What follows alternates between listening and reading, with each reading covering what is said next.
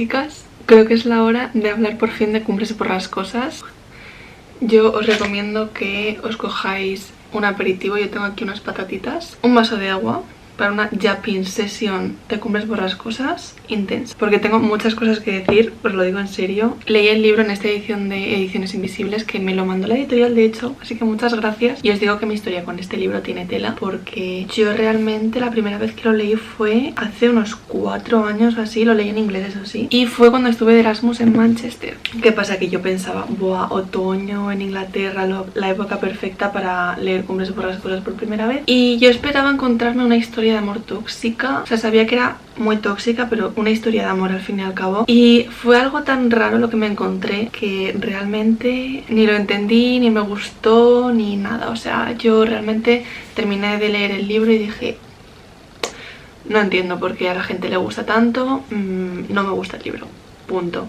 ¿Qué pasa? Que con todo el revuelo, con la nueva película, la nueva adaptación, como quieren llamarla, y las miles de ediciones que han sacado de Cumbres por las cosas de la novela a raíz de esta película, pues me ha llamado la atención, la verdad. Así que cuando me llegó el libro dije, ¿por qué no? El caso es que yo quería ver la película, os digo la verdad. O sea, había visto los trailers, me parecían malísimos, y yo en el momento en el que vi un vestido de vinilo dije, tengo que verla. Porque, bueno, esto no lo he dicho nunca, pero me gusta mucho ver películas malas, pero malas de verdad. O sea, de todas las películas de estas mierderas que salen me las veo todas. No sé muy bien por qué, pero es que me divierte mucho reírme con esas películas.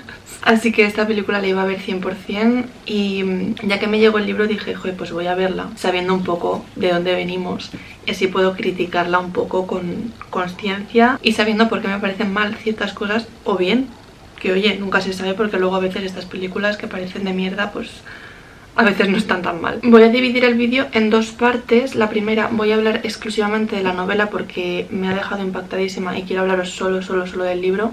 Tengo muchas cosas que decir, creo que es un novelón, al contrario de lo que pensé la primera vez que lo leí. Esta vez lo he leído, no esperaba una historia de amor, no esperaba absolutamente nada, si os digo la verdad, y creo que ha sido lo mejor que he podido hacer, el ir sin expectativas, porque es que me ha encantado. Aunque es verdad que cuando lo estaba leyendo pensaba que no, pero luego lo terminé y estuve un par de semanas diciendo, ostras.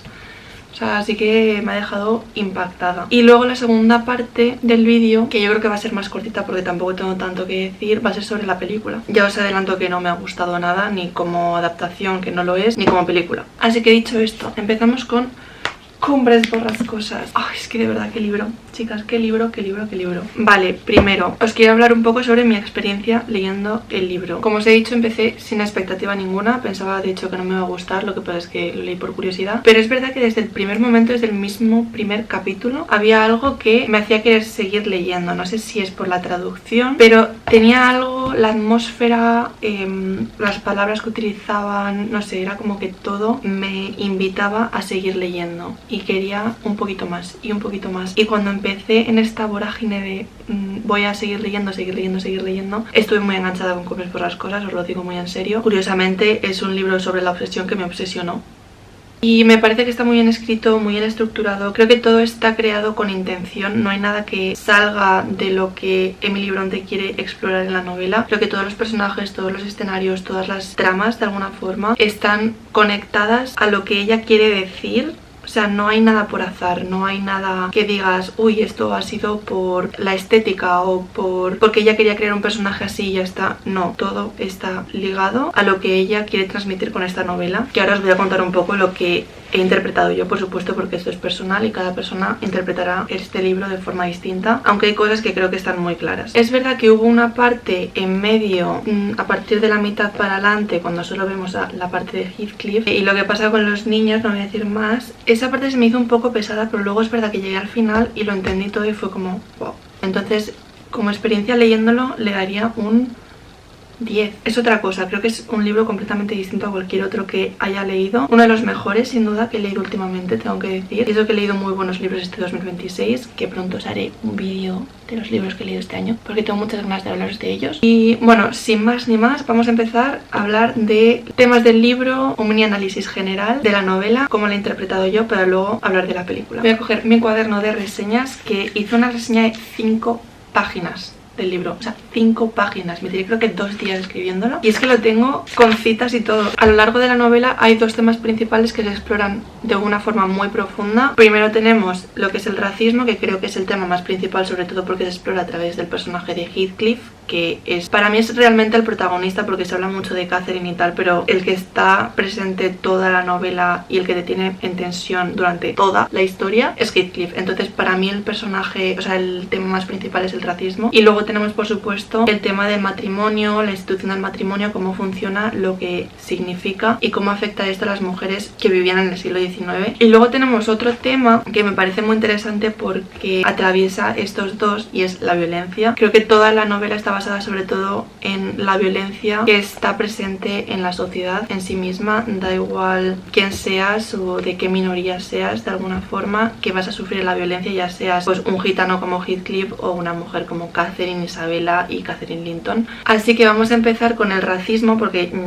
con lo que os digo yo lo veo como lo más principal. El racismo es lo que convierte a Heathcliff en el personaje detestable que es a lo largo de todo el libro, y especialmente la segunda mitad, porque él es humillado, él sufre de violencia psicológica y no recuerdo ahora exactamente si también de física, pero seguramente también. Lo que pasa es que a él le discriminan mucho y le tratan todo el rato como el otro, entonces él se siente constantemente fuera de la sociedad y no tiene un lugar al que pertenecer realmente. Su historia es básicamente que el padre de Catherine le encuentra por ahí sin familia, sin nada en la vida, y le acoge en su casa para darle una buena vida. ¿Qué pasa? Que en su casa es verdad que hace muy buenas migas con Catherine. Vamos a empezar por...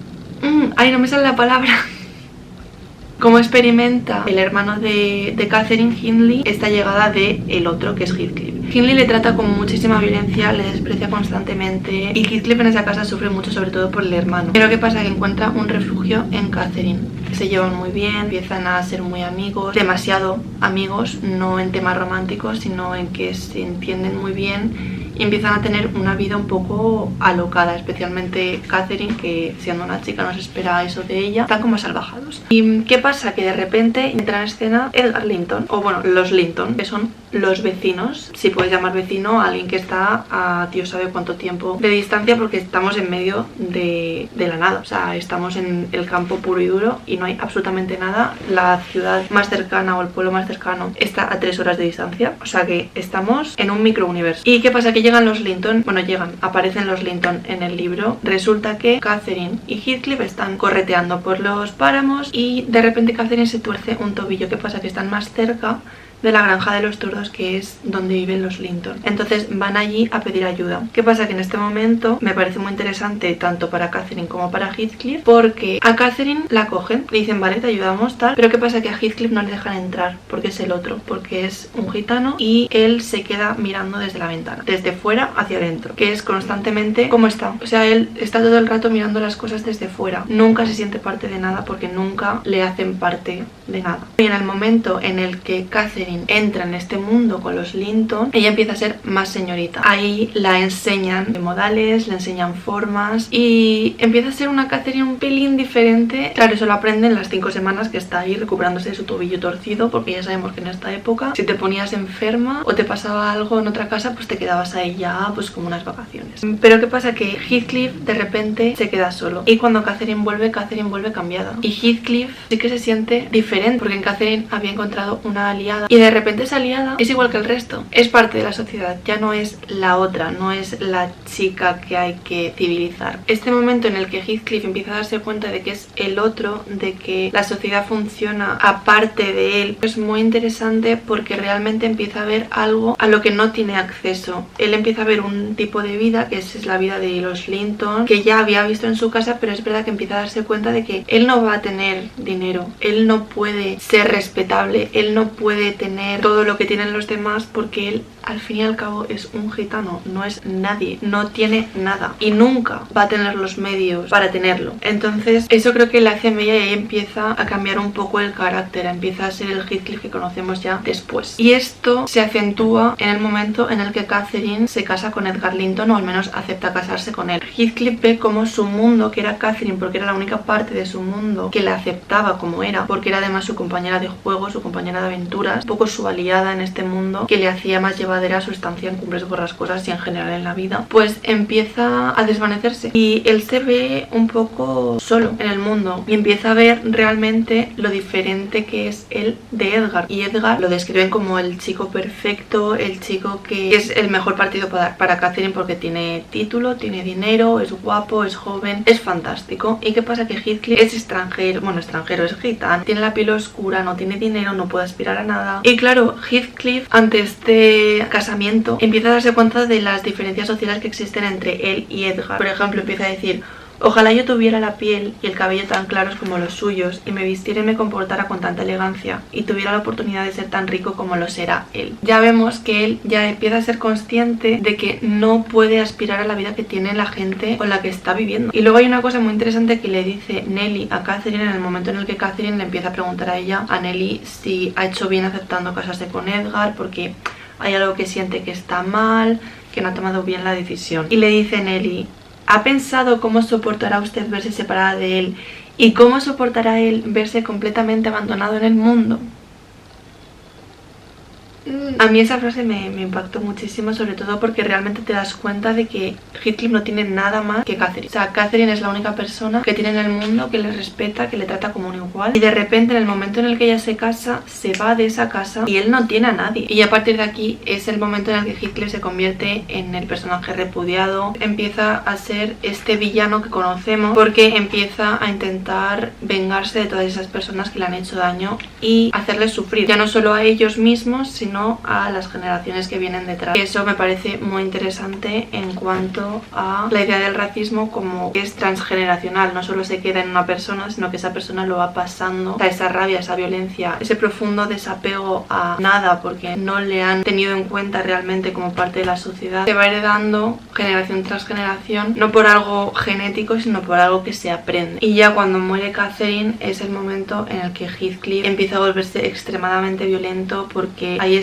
realmente cuando no tiene a nadie. Estoy repitiendo mucho que no tiene a nadie, pero es que realmente creo que es la base del personaje de Heathcliff, la base de ser el otro, en su caso, el hecho de que no tiene nada ni a nadie, y se va acentuando poco a poco a lo largo de la novela, y esto llega como a su peak, o sea, lo más alto, en el momento en el que muere Catherine, porque realmente ahí ha perdido toda la compañera que pudiera tener en su vida, y ahí sí que va siendo, vemos a un Heathcliff muy violento, muy temible, que da mucho miedo, hasta que llega al final, y el final es muy impactante, sobre todo porque ves la redención de Heathcliff, porque llega un punto en el que dice: ¿para qué estoy haciendo todo esto? ¿Por qué he pasado la vida vengándome de gente que ya no está y que no puede ganarme ya porque se han muerto todos? Pero es como que lo sigue sintiendo, sigue teniendo esa necesidad hasta el momento en el que ya le da igual, y ya le da igual porque se ha hecho con todas las posesiones de sus enemigos, todas las tierras, se ha quedado él encargado de todos los niños y tiene todo controlado, lo tiene todo él, a pesar de que nunca pensaron que se quedara con nada. Y aún así, al llegar ese momento, se da cuenta de que nada tiene sentido. Y es realmente el punto en el que vemos que Heathcliff es un producto de las circunstancias. Es lo que han hecho con él,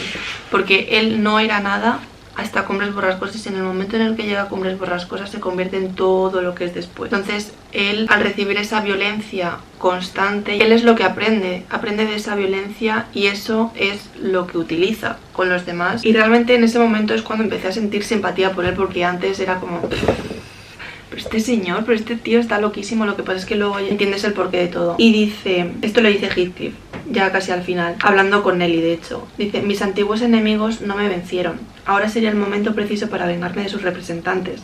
Podría hacerlo y nadie me lo impediría, pero ¿para qué?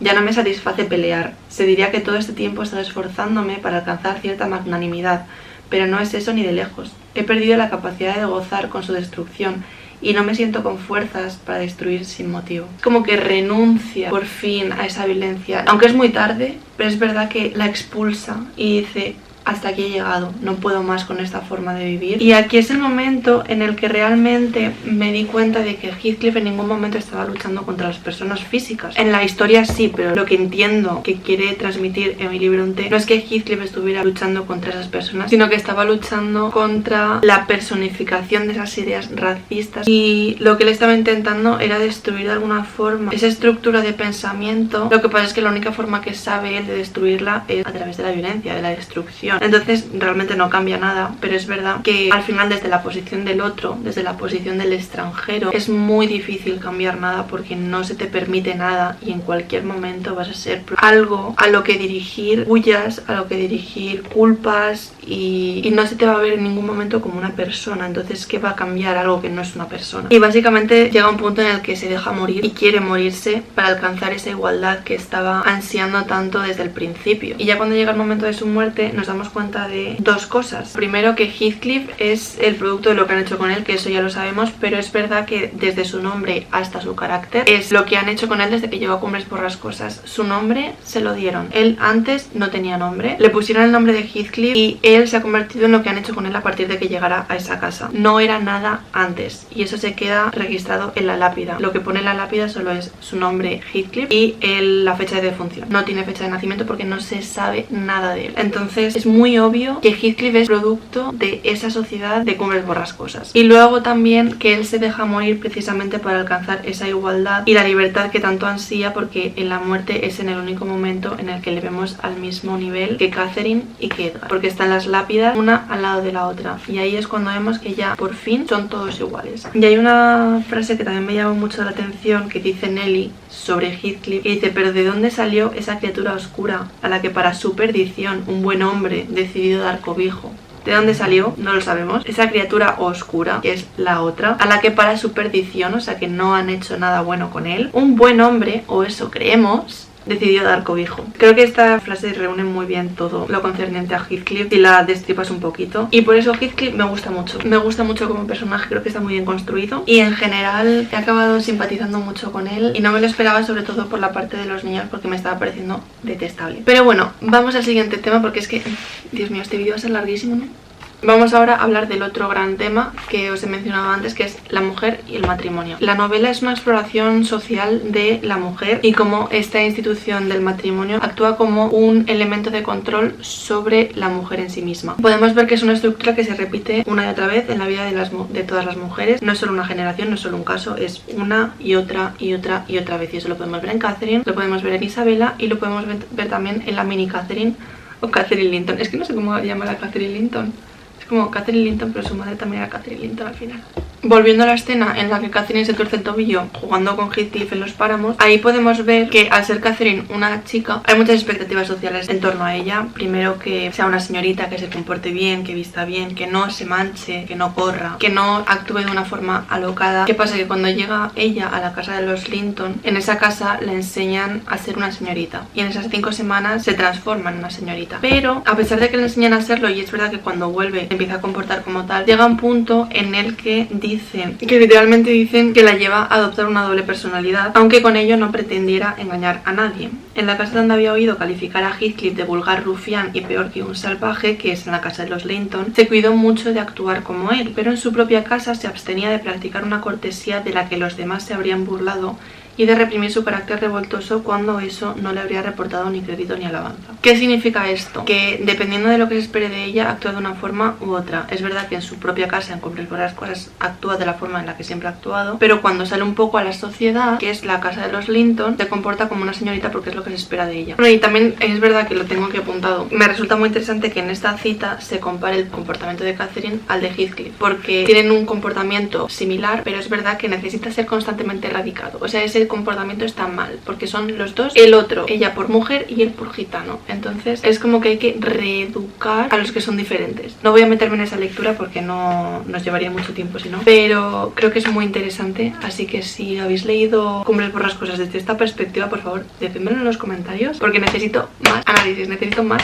opiniones. Y luego está el punto más interesante en cuanto a este tema de la novela, que es cuando Catherine se casa con Edgar Linton. El matrimonio de Catherine con Edgar funciona como un punto de inflexión en la novela que realmente enseña y muestra cómo es el matrimonio para las mujeres, lo que implica, lo que les restringe en la vida en general y cómo actúa como un elemento de control y de infligir violencia a las mujeres. En el momento en el que Catherine acepta casarse con Edgar, vemos como ella ve que algo está mal, o sea, es como que siente que no ha tomado la decisión correcta al casarse con él o al aceptar casarse con él, y en parte es por Heathcliff, porque con Heathcliff tiene una relación muy especial y creo que en este momento es cuando se confunde con con el romance, porque los dos ven en el otro un aliado, una persona que les acepta tal como son. Entonces creo que esta mini obsesión el uno con el otro se confunde con el romance y por eso se mezcla todo en el punto en el que Catherine se va a casar, porque es cuando realmente empiezan a estar atrapados Heathcliff en Cumbres Borrascosas y Catherine en un matrimonio que realmente no sabe si ella quiere o se está casando por compromiso y otras expectativas sociales. Hay una cosa muy interesante, que es que Catherine le revela a Nelly que en parte se casa con Edgar por razones económicas, es decir, que si se casara con Heathcliff serían mendigos, no tendrían nada porque Heathcliff no puede ganar dinero y ella como mujer no lo tiene y no tiene forma de conseguirlo, pero que si se casa con Edgar puede utilizar su dinero para ayudar a Heathcliff a salir de la casa de su hermano. Catherine ve el matrimonio como una mejora económica, una mejora social, y según van avanzando los meses después de casarse, pues vemos como esa ilusión romanticista empieza a cambiar, porque ella lo único que percibe del matrimonio es opresión y una especie de exilio de su propia casa, porque ya no puede volver a su hogar, que es Cumbres Borrascosas. Ella de repente se siente atrapada en un sitio donde no tiene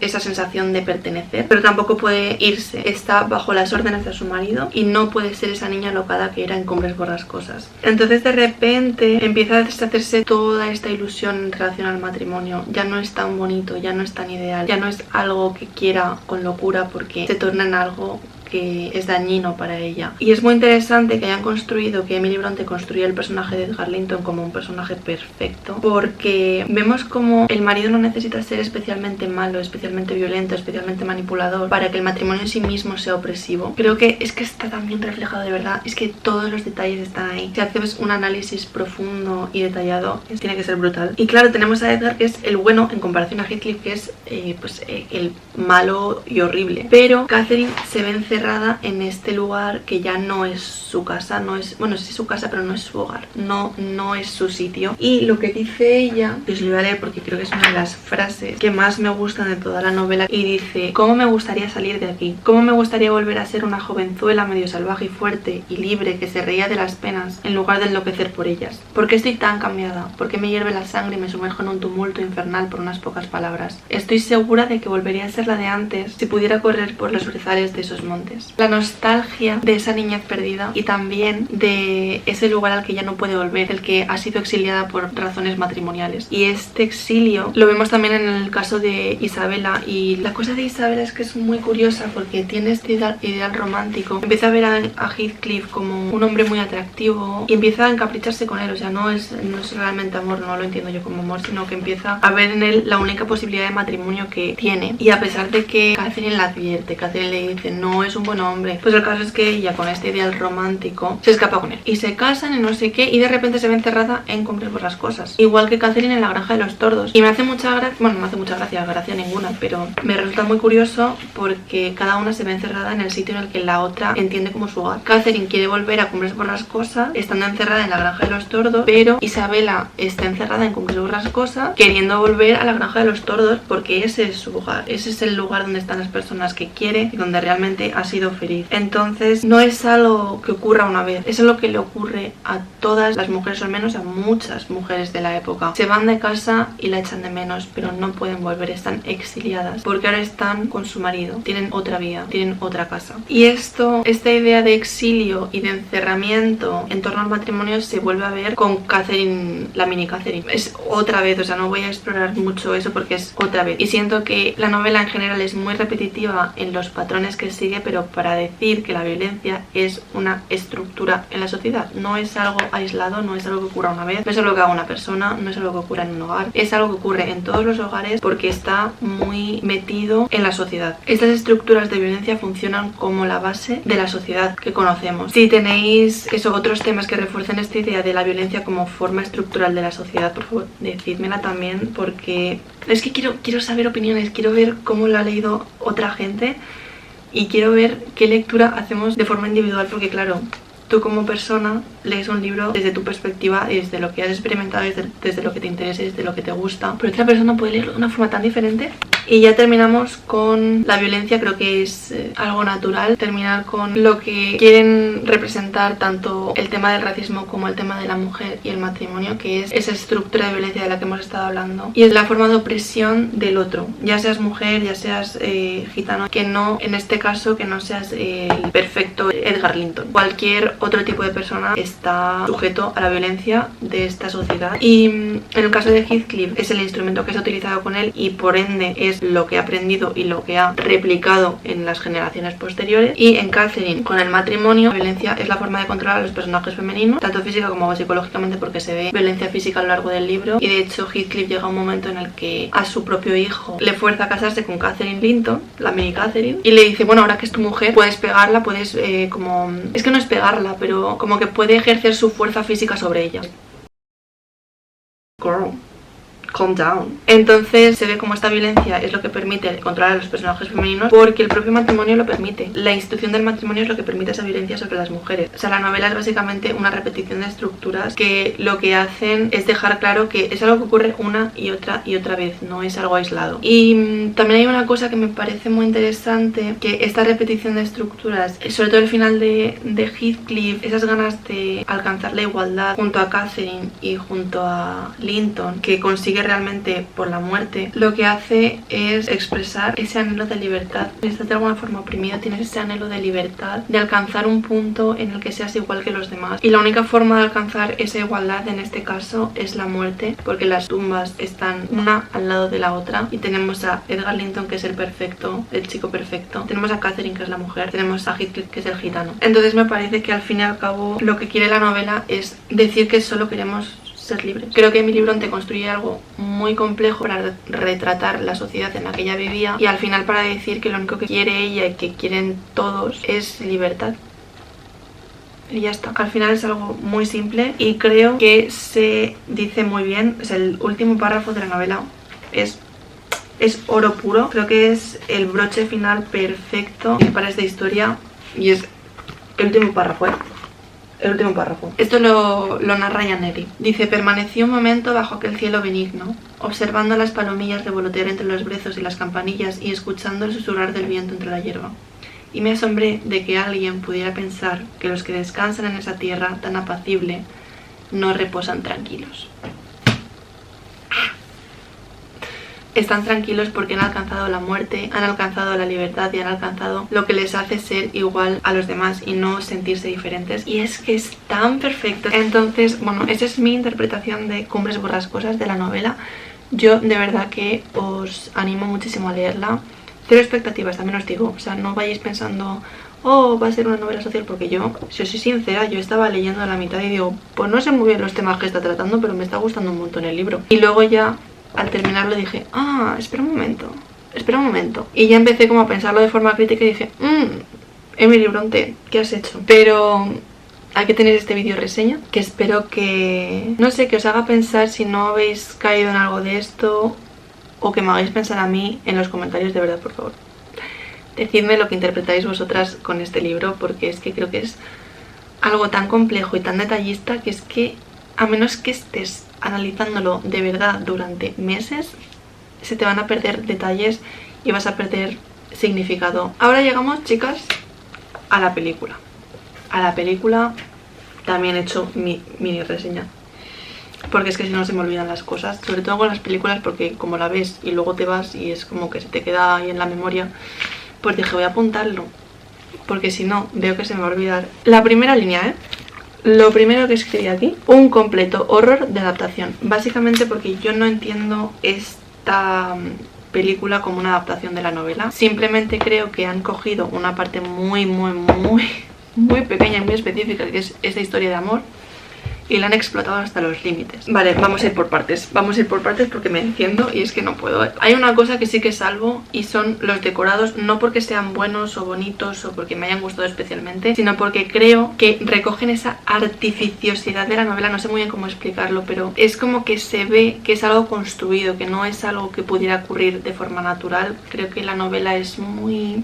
Tengo las palabras en inglés, chicas. Es como muy crafted, se ve que está hecho, que está construido, no es algo que pudiera pasar, ¿sabes? O sea, como la novela en sí misma no es algo que pudiera pasar porque es como muy novela. Pues los decorados creo que recogen esa sensación de estar leyendo la novela porque están muy construidos, vamos a decir. Entonces eso creo que es una forma de adaptar interesante. Y lo que me gustó también fue la ultimísima escena en la que Heathcliff y Catherine están... Bueno, Catherine está muerta, chicas.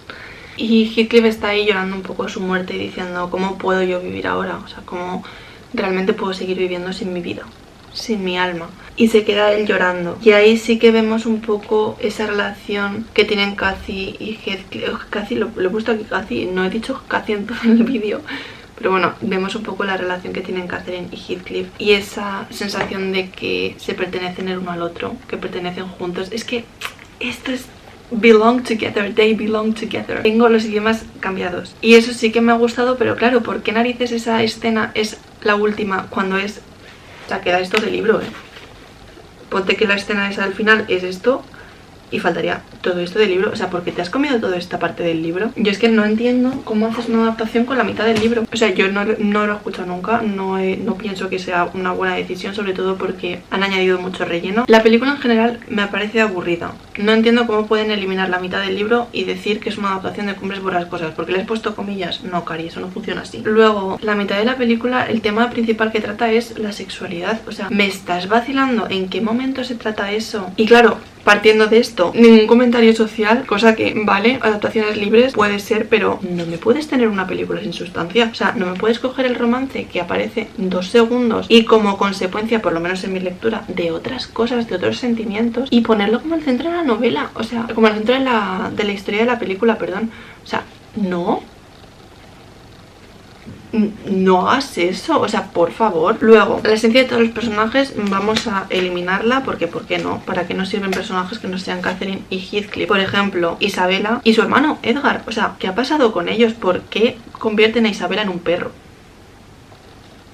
Han cambiado su relación con todo el resto de personajes, pero sobre todo lo que me fastidia es que Edgar Linton, que era el partido perfecto para Catherine, guapísimo, rico, súper inteligente, era fantástico. De repente me ponen a esta persona, es que parece el padre de la Catherine, o sea. Y luego Isabela me parece una destrucción de personaje muy fuerte. Representa como un personaje loco, una mujer que pierde la cabeza, que es un poco tontita, que está loca básicamente. Y me da mucha rabia cuando eso se hace sin intención, porque es un estereotipo que se ha tenido sobre las mujeres durante muchísimo tiempo, durante muchísimos años, que cualquier cosa que hacen, no, es que es histeria, no, es que están locas. No me lo puedes retratar en una novela que precisamente defiende lo contrario, o sea, en la adaptación de una novela que defiende lo contrario, y sobre todo sin tener ningún tipo de conciencia de que estás haciendo eso y sin dar nada más. O sea, no me importa que me retrates a una mujer loca, pero necesito que me des algo más, porque de verdad que es algo que a mí me pone muy nerviosa y me pone de muy mala leche, porque siento que en este caso se ha utilizado para fomentar y darle más peso a la relación entre Catherine y Heathcliff, y mira, no. Bueno, y también hablando de Isabela, que es un personaje que la novela se escenifica como el romanticismo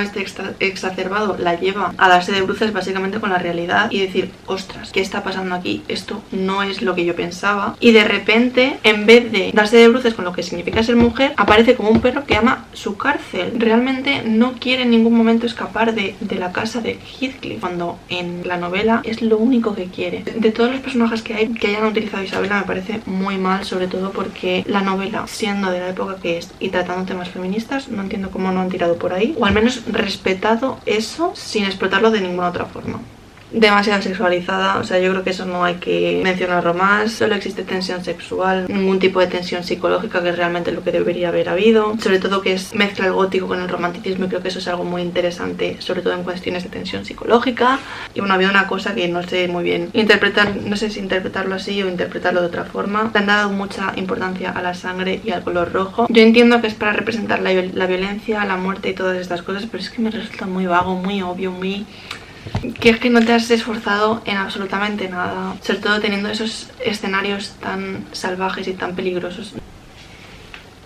Se me ha quedado la cámara sin batería y no he podido terminar el vídeo esta mañana, así que os hablo desde un poquito más tarde, pero ya está, ya estamos de vuelta. We're back para terminar de hablar de Cumbres Borrascosas. También me ha resultado muy superficial, no porque no profundice en los temas ya de los que trata la novela, tipo la raza, la clase social, también hay mucho clasismo y bueno, las mujeres y todo esto, sino porque en la propia construcción de los personajes en la película no se profundiza. No entiendo en ningún momento por qué Heathcliff es como es, por qué Catherine decide ciertas cosas. No entiendo a los personajes en sí mismos y creo que eso no es un error de adaptación, sino que es simplemente un error al hacer la película. Creo que es algo que no han pensado demasiado bien o no han explorado lo suficiente, porque no tenía simpatía por ninguno de los personajes, y eso que especialmente Heathcliff y Catherine me gustan mucho, o sea, me gustan mucho como personajes, pero la película no... es como que no quiere conocerlos en sí mismos, sino que simplemente quieren presentar su historia de amor y su historia de pasión. Y ya lo último, los diálogos.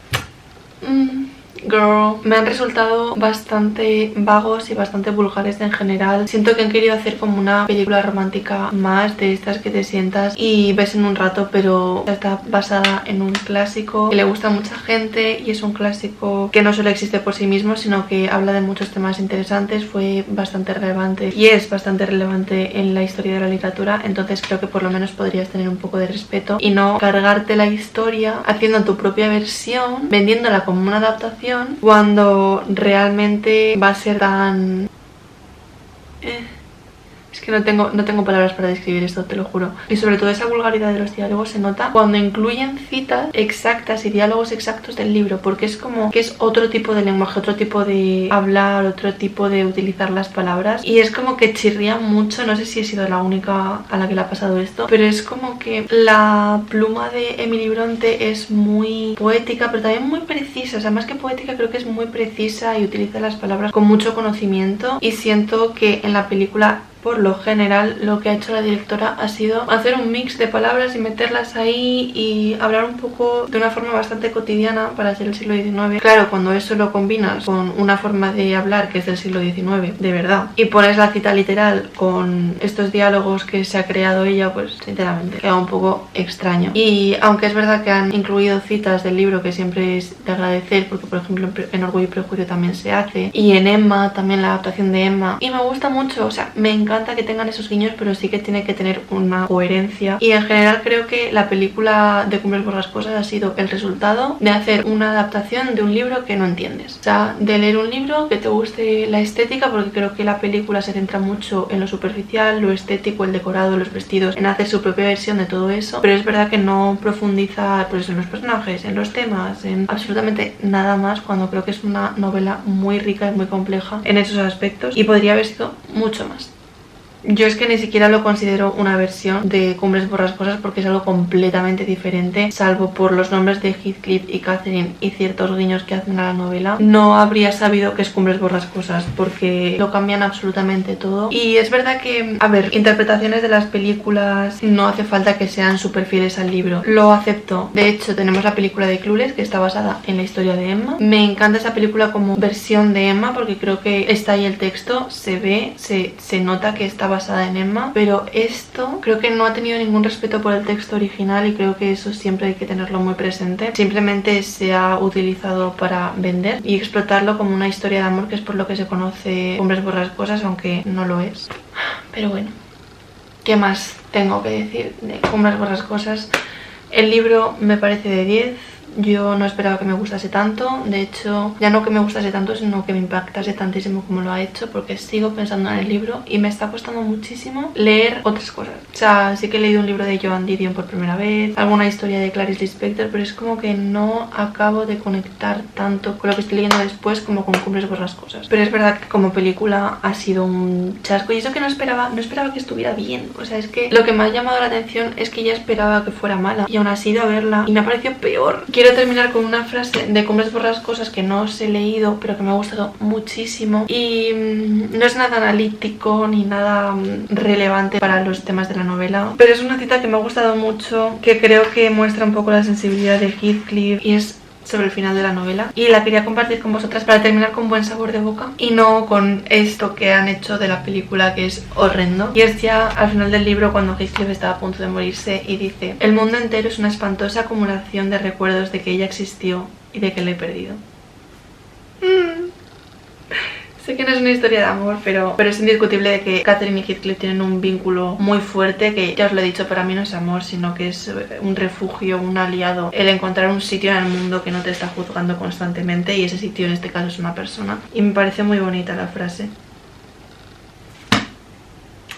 Así que bueno, espero que os haya gustado el libro. Cualquier cosa que opinéis sobre la novela o la película o en combinación, o que no haya mencionado en el vídeo, o que sí que lo haya mencionado pero no desde vuestra perspectiva, pues decídmelo en comentarios, por favor. Y nos vemos en el próximo vídeo, que creo que va a ser de libros también.